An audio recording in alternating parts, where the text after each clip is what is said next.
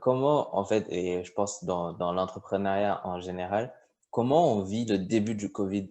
Genre, quand on commence à en entendre parler en décembre, on se dit: «C'est assez loin de chez nous» et qu'on commence à se Mmh. rendre compte que ça arrive et jusqu'au shutdown, en fait. Je vais commencer par parler de ma propre expérience justement avec, l'arrivée, de la Covid en France.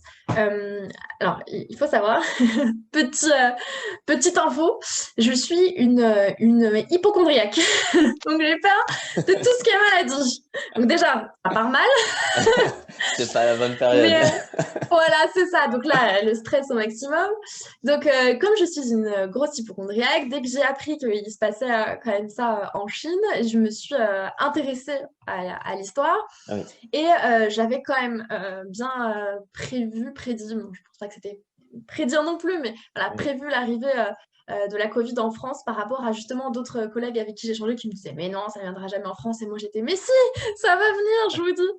Donc j'étais assez préparée, on va dire de ce côté-là, ça m'est pas tombé soudainement en mars en me disant: «Mince, c'est là!» Donc ouais, j'avais prévu un peu la chose et finalement, je pense que le domaine du digital, en général, a été, assez épargné par rapport à d'autres secteurs, qu'on connaît, le commerce, le tourisme, oui, l'événementiel. C'est comme ça qui, malheureusement, ont beaucoup plus été impactés, que le monde du digital.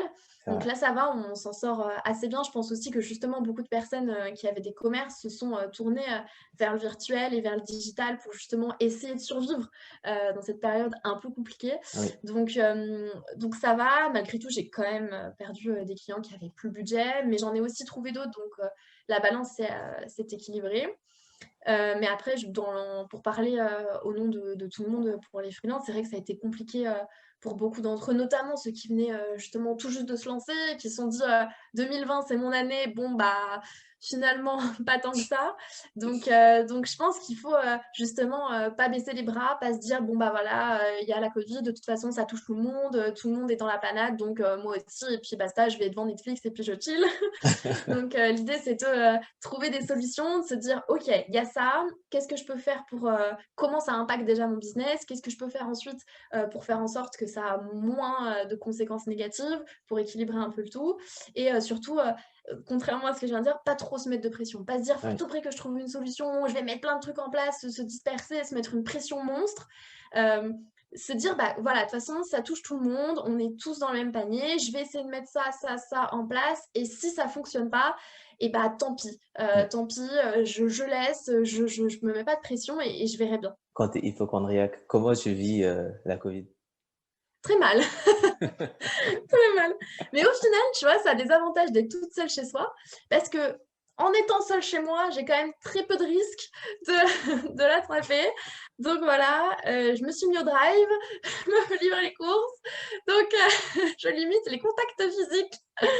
Donc voilà, non, mais de toute façon, c'était ça, c'était la limitation des contacts physiques. Ouais, Après, quand on a pu, avoir une trêve, on va dire, en été, j'en ai profité un maximum pour quand même m'aérer, essayer de oui, voyager un peu en France et voilà, de toute façon, j'ai un côté un peu solitaire, donc on va pas dire que je vis mal le confinement, oui, ça serait mentir.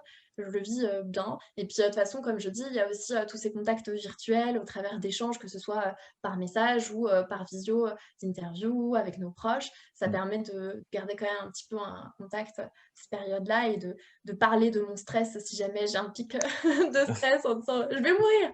Non, voilà, on échange, on parle, on dialogue, tout va bien se passer. Quand on parle, un peu du coup de la Covid, dans ça a été un peu un moment charnière parce que ça a accéléré une transition digitale, Mmh, qui était devenue, très évidente, mais pour autant, mmh. ça a calé et ça a été un virage à 180 degrés pour certaines personnes.